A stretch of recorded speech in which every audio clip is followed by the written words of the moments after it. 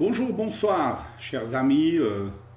Me voilà de retour après quelques jours de vacances bien méritées. Et évidemment, vu que les événements prennent une tournure tout à fait particulière avec des délires, avec des masques, des délires avec des tests, des délires sans fin, quoi. L'hystérie continue. Donc je vous ferai aussi une vidéo aussi sur ces sujets-là, mais par contre maintenant, je trouvais important de mettre une vidéo de Jean-Jacques Crèvecoeur.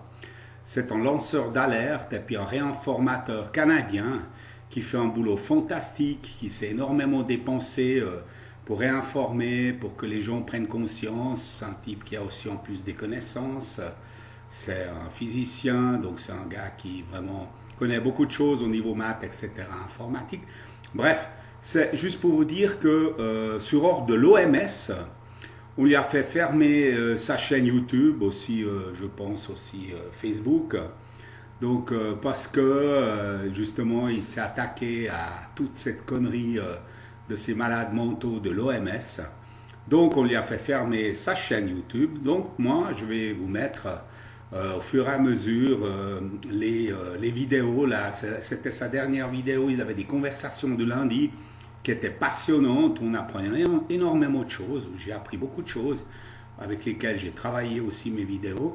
Donc je vais vous mettre ça, comme ça vous pouvez directement la voir sans passer par le filtre de ces débiles mentaux de l'OMS et puis de nos gouvernants à leur solde. Voilà, donc après cela, vous aurez droit à la conversation de lundi numéro 48 qui était de ce lundi, du lundi passé. Voilà, alors bon visionnement et puis je viendrai avec d'autres vidéos dans lesquelles je m'attaque aux masques, je m'attaque à ces tests, à tout ce délire permanent dans lequel ces gouvernements malades mentaux nous plongent. Voilà. Vous serez peut-être étonné que j'enregistre aujourd'hui cette vidéo dans mon étang. Mais vous allez comprendre dans quelques instants que cette vidéo est une vidéo très spéciale parce que c'est un anniversaire. Voilà. Alors sinon, cette vidéo, cette conversation du lundi recèle énormément de bonnes nouvelles et c'est là que je vais vous démontrer que cette minuscule minorité de psychopathes milliardaires a de plus en plus de difficultés à cacher tous les mensonges qu'ils ont perpétrés et dont ils sont coupables depuis le début de cette crise du Covid-19. Alors, raison de plus pour liker cette vidéo, pour la partager le plus possible et pour la télécharger depuis mon dossier Dropbox pour la republier sur vos propres pages. Je vous souhaite une très bonne découverte de cette vidéo et surtout, bon anniversaire!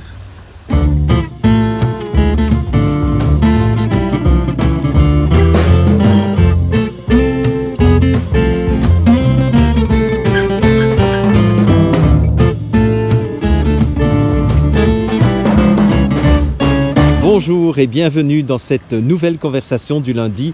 Nous sommes le lundi 27 juillet et c'est la conversation du lundi numéro 48, figurez-vous. Et c'est une vidéo un peu spéciale. Alors vous pourriez vous demander, mais qu'est-ce que tu fais dans ton étang, Jean-Jacques? Pourquoi est-ce que tu es dans ton étang aujourd'hui pour cette conversation du lundi? Évidemment, pour tous ceux et toutes celles qui m'ont découvert à la faveur de la crise du Covid-19, cette fausse pandémie, et maintenant je pense qu'on a toutes les preuves qu'il s'agissait d'une fausse pandémie, eh bien ceux qui m'ont découvert à ce moment-là ne savent peut-être pas que fin juillet, c'était je pense le 29 juillet 2019, j'inaugurais une nouvelle playlist sur ma chaîne YouTube et cette playlist s'intitulait « Les conversations du lundi » et j'annonçais, en étant dans mon étang, que j'allais faire une série pendant au moins un an consacrée au conditionnement et au déconditionnement. Et donc, comme c'est l'anniversaire de cette série de conversations du lundi, eh bien, j'avais envie d'en faire une conversation un peu spéciale en forme de bilan d'une année consacrée donc à cette thématique du conditionnement et du déconditionnement. Et donc, je vous invite aussi, évidemment, pour ceux qui ne l'ont pas encore fait, à peut-être réécouter certaines des vidéos que j'avais préparées sans savoir que ce thème serait autant d'actualité et serait autant à propos avec tout ce que nous sommes en train de vivre avec cette fausse pandémie de Covid-19. Alors, pourquoi est-ce que j'étais dans un étang l'année dernière? Alors, ceux qui ne l'ont pas entendu, évidemment, ouvrez bien vos oreilles, puisque, en fait, pour moi, cet étang était le symbole du bocal d'un poisson rouge. Et je vous disais, le drame que vivent les êtres humains, et c'est un drame qui est partagé avec celui des poissons rouges, c'est que ni les êtres humains ni les poissons rouges ne sont conscients qu'ils sont enfermés depuis leur naissance dans un bocal étroit qui limite leur perception de la réalité. Et que donc finalement, tout le travail que j'allais vous inviter à faire pendant cette année juillet 2019 jusqu'à juillet 2020, c'était de vous inviter à sortir de votre bocal de conditionnement, puisque finalement ce bocal fait croire aux poissons rouges que la seule réalité qui existe, c'est la réalité limitée de son bocal, alors que si on le plonge dans quelque chose de plus vaste, qui serait des rivières, ou si même on le plonge dans une réalité encore plus vaste, qui serait l'océan, eh bien là, le poisson rouge se rendrait compte, a posteriori, que sa vision du monde était une vision extrêmement limitée et limitante. Et n'est-ce pas la même chose qui nous arrive à nous les êtres humains, c'est-à-dire que tant qu'on est endormi, tant qu'on croit aux histoires qui nous ont été racontées à travers, je dirais, l'histoire officielle, à travers l'éducation que nous avons reçue, que ce soit de nos parents ou que ce soit des écoles et des institutions d'enseignement, eh bien, on reste enfermé dans un narratif qui nous maintient dans une vision du monde, qui est une vision du monde qui finalement arrange bien une petite portion de l'humanité. Enfin, faut-il encore parler d'une portion de l'humanité quand on sait à quel point ces psychopathes milliardaires n'ont aucune préoccupation du bien-être des êtres humains et ont un profond mépris vis-à-vis de nous finalement. Bien. Donc, tant qu'on est dans ce narratif, tant qu'on est dans cette vision du monde, eh bien, il est difficile, il est même parfois impossible de comprendre pourquoi les gouvernements nous mentiraient, pourquoi les médias passeraient leur temps à diffuser des fausses informations pour nous maintenir dans un état de peur permanente, pour nous maintenir dans un état de désinformation permanent. C'est clair qu'on ne peut pas comprendre cela tant qu'on est dans son bocal. Et donc, la raison pour laquelle je m'étais mis dans un étang l'année dernière, c'était pour dire, l'étang finalement, par rapport à la taille de mon corps, c'est un peu ce que vit un poisson rouge par rapport à la taille de son propre corps dans un bocal. Voilà. Et puis, je vous avais promis, fin juillet 2019, que un jour, je vous emmènerai dans un lac, ce que j'ai fait, et puis qu'un jour, je vous emmènerai aussi à la mer, ce que j'ai fait aussi. Donc, j'ai tenu mes promesses. Et à chaque fois, c'était pour vous encourager à aller plus loin, à élargir vos horizons. Et finalement, c'est ce que j'ai essayé de faire depuis le début du mois de février 2020, lorsque j'ai vu qu'on revenait avec un discours de peur totalement irrationnel à propos de ce Covid-19, et où je vous avais dit, souvenez-vous, ils nous refont le même coup que la grippe H1N1 en 2009. Et dès la première vidéo que j'avais publiée, c'était la conversation du lundi numéro 26, je vous avais dit, nous allons rentrer dans une pseudo-pandémie.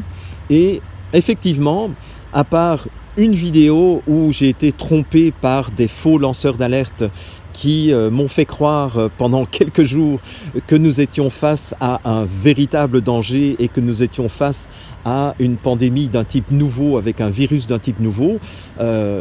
Information que très vite j'ai pu décoder comme étant une fausse information de propagande, mais diffusée par des faux lanceurs d'alerte qui se présentaient comme étant opposants au système, mais qui en fait travaillaient pour le système. Mais je dirais que depuis le mois de février, plus nous avons avancé ensemble dans le débroussaillage et dans le décryptage de l'information, eh bien, plus nous nous sommes rendus compte effectivement que nous étions au cœur d'une immense manipulation, que nous étions au cœur d'un immense mensonge. Et j'en veux pour preuve une décision, bon, ça c'est à l'échelle du Canada, mais je dirais que dans d'autres pays, on pourrait trouver les mêmes phénomènes. J'en veux pour preuve plusieurs éléments qui devraient faire réfléchir ceux qui ne se sont pas encore réveillés. Le premier élément de preuve, c'est que il y a quelques jours, au niveau de l'État fédéral du Canada, le comité permanent de la santé, qui est composé de 11 députés fédéraux, a voté une résolution à 6 voix contre 5, les 6 voix étant les libéraux et le Bloc québécois. Donc ces libéraux et le Bloc québécois ont voté à 6 contre 5 députés l'autorisation de censurer tous les documents internes de Santé Canada concernant la gestion de la crise du Covid-19. Ça veut dire quoi, en clair? Ça veut dire qu'ils ont décidé de rendre inaccessible à toute personne, que ce soit d'autres députés, que ce soit des avocats, que ce soit des citoyens, ils ont décidé de rendre inaccessibles les documents internes de Santé Canada concernant la manière dont ils ont pris les décisions en matière de gestion de la crise. Rien que cette information-là devrait enfoncer le dernier clou du cercueil du narratif qu'on nous a servi depuis plusieurs mois à propos de la réalité de cette soi-disant pandémie du Covid-19. Parce que, écoutez, franchement, si le gouvernement fédéral, via Santé Canada, avait géré les choses de façon honnête, en se basant sur des informations fiables et fondées scientifiquement, pourquoi est-ce qu'ils ont besoin maintenant de classer top secret et de décider de censurer toutes les informations soi-disant scientifiques, mais en réalité ils n'ont pas d'informations scientifiques, leur permettant de prendre des décisions en matière de confinement, en matière de distanciation sociale, en matière de port de masque, en matière de tests, en matière de traçage numérique, en matière de vaccination. Écoutez, franchement, si moi je n'ai rien à cacher, si moi j'ai fait quelque chose d'honnête, est-ce que vous croyez que je vais décider de rendre inaccessibles les documents qui m'ont permis de prendre des décisions pour protéger la santé de la population? Réfléchissez à cela. Mais quand nous, les lanceurs d'alerte, nous commençons à dénoncer les manipulations des statistiques, nous nous faisons traiter de complotistes, nous nous faisons traiter de conspirationnistes, nous nous faisons traiter de tous les noms. On se fait traiter également, on se fait maltraiter par des pseudo-lanceurs d'alerte qui sont financés, bien entendu, par les instances de santé publique à l'échelle nationale ou à l'échelle internationale pour jeter la division et pour jeter le trouble de façon encore plus profonde dans l'esprit des citoyens. Regardez, la semaine dernière, le fait d'avoir choisi de lancer des alertes depuis le mois de février, eh bien maintenant, depuis la semaine dernière, depuis 15 jours, je suis la cible de toute une série de lanceurs d'alerte qui, heureusement, n'ont quelques milliers de vues à leur actif chaque fois qu'ils me démolissent, parce que, ils sont probablement jaloux du fait que je compte des centaines de milliers de vues pour chacune des vidéos que je publie, et 2, probablement parce qu'ils ont été commandités et ils ont été payés pour discréditer les informations que je vous donne, alors que ces informations, vous pouvez les vérifier à travers les liens que je vous donne, à travers les informations que je vous montre à l'écran.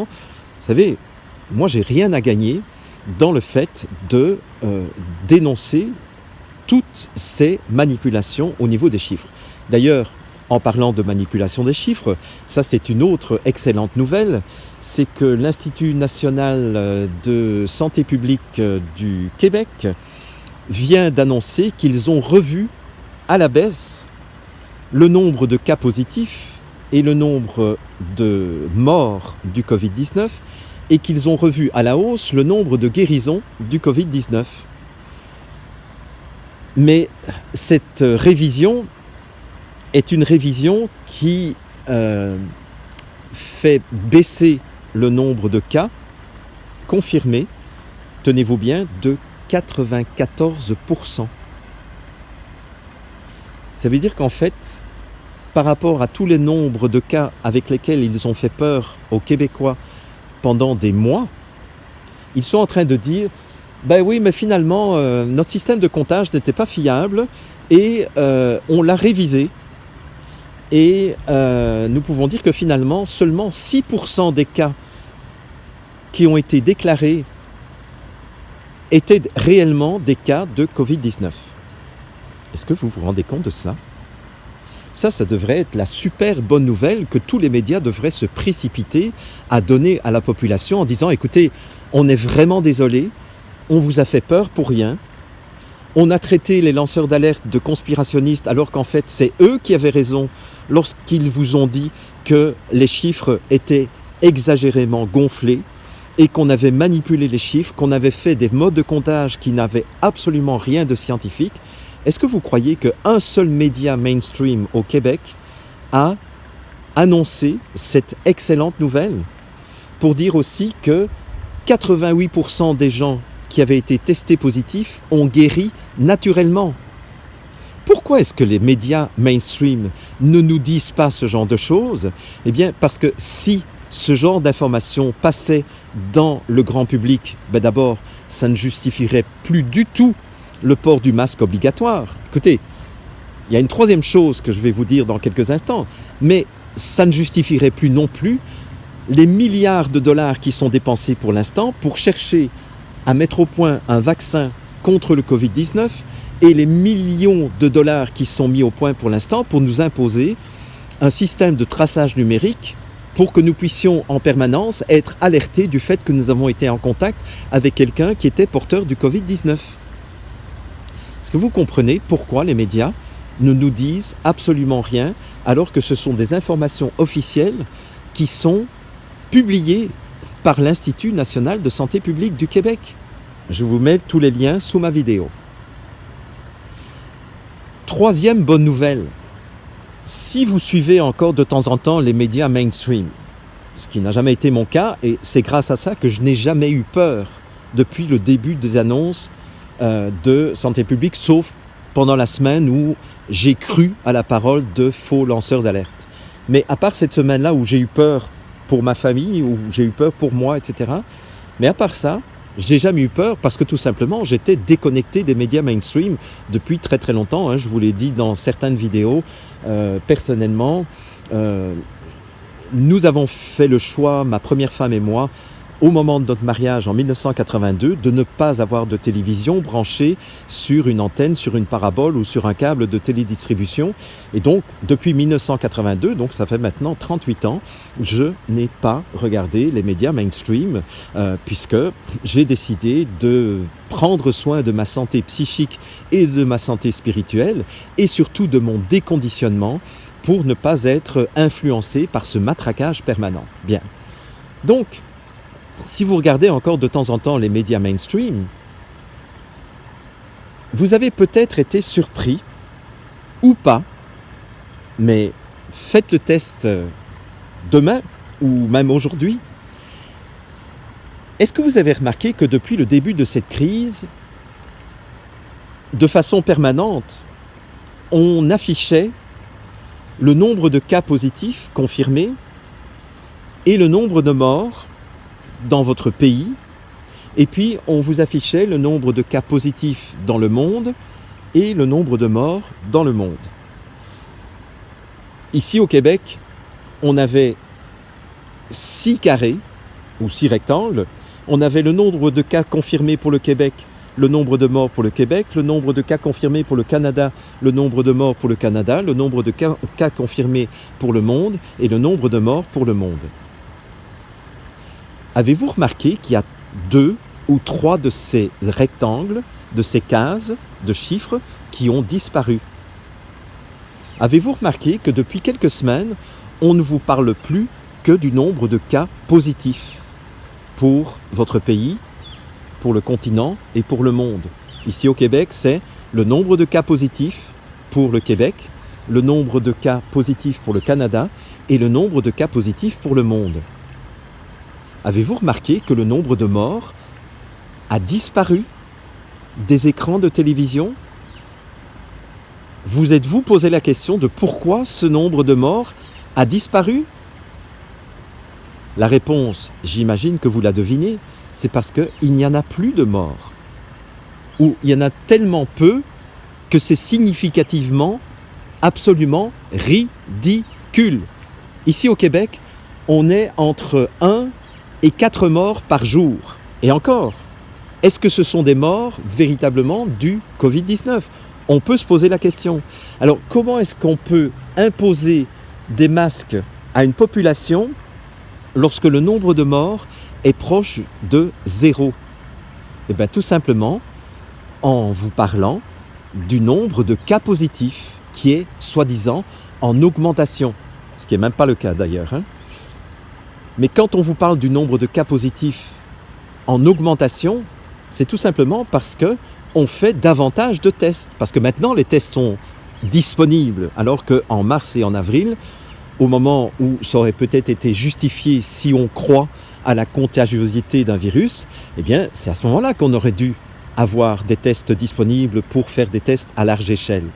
Mais là, maintenant qu'il n'y a plus rien qui se passe, plus personne n'est malade, il y a les urgences et les soins intensifs sont quasiment vides partout, mais on est en train de nous faire croire que nous sommes dans une recrudescence, dans un redémarrage. Pourquoi tout simplement? Pour nous reconfiner et pour mettre à mort définitivement l'économie des classes moyennes, la vraie économie. Et ça, si vous n'avez pas encore compris cela, je ne sais pas quel dessin il faut que je vous fasse. Quatrième chose que je peux encore vous raconter en termes de conditionnement et pour vous montrer à quel point mon intuition du mois de juillet 2019 dans mon étang, où j'étais déjà à poil dans mon étang, mais elle était tout à fait fondée.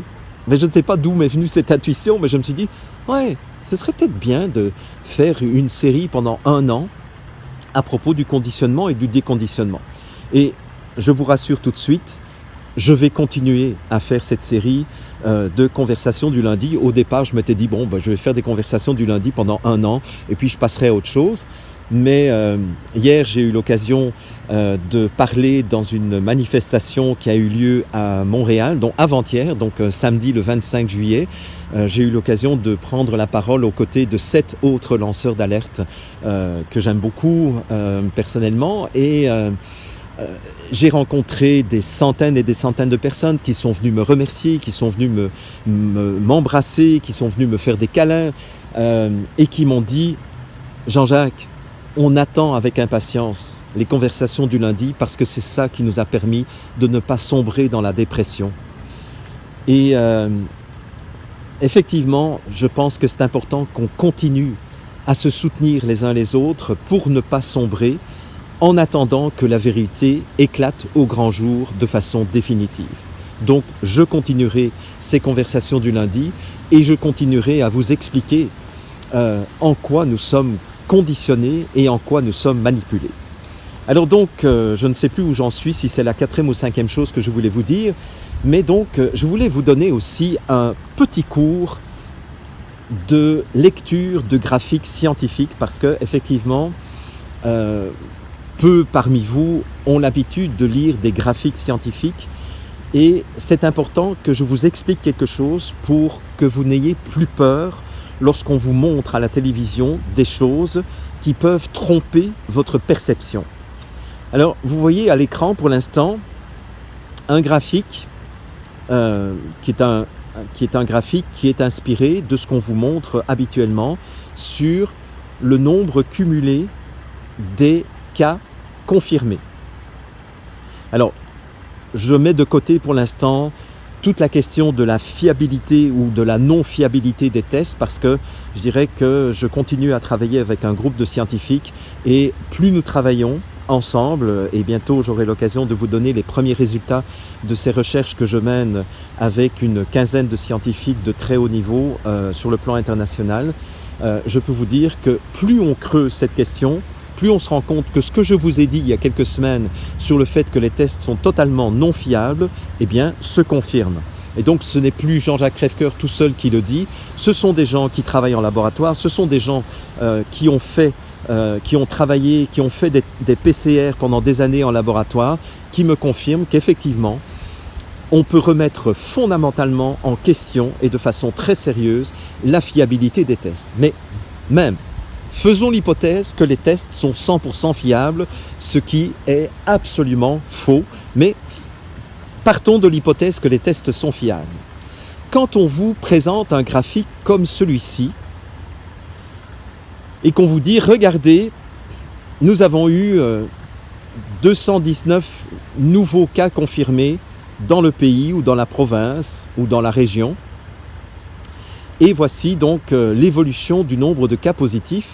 Eh bien, vous voyez donc à l'écran une courbe qui est en croissance permanente. Mais ce qu'on ne vous dit pas ou ce qu'on ne vous explique pas, c'est qu'une courbe comme cela, ce sont les cas cumulés. Ça veut dire que tous les jours, on rajoute au total des cas comptabilisés jusque-là, on rajoute le nombre de cas mesurés dans la journée de la veille, si vous voulez.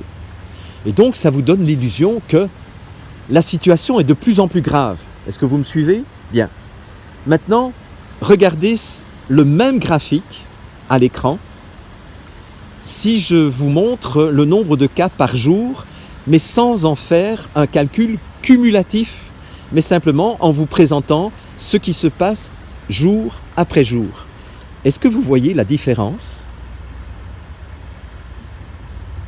Est-ce que vous comprenez que le premier graphique est quelque chose de très anxiogène, alors que le deuxième graphique qui contient exactement le même nombre de cas n'est pas du tout anxiogène, où vous vous rendez compte que, non, la situation est maîtrisée, la situation est normale. On est dans une situation qui n'évolue plus. Je vous fais la même démonstration avec le nombre de cas de mort. Regardez ce qui se passe. Ici, évidemment, je n'ai pas pris tout le nombre de morts, mais je me suis basé, mais j'ai pris des chiffres beaucoup plus petits pour que vous compreniez. Vous voyez que lorsqu'on regarde le nombre de morts par jour, eh bien, ça fait une courbe en cloche. C'est-à-dire qu'on se rend compte, et là, c'est basé sur des chiffres réels, ce que je vous montre, on se rend compte que actuellement, nous sommes le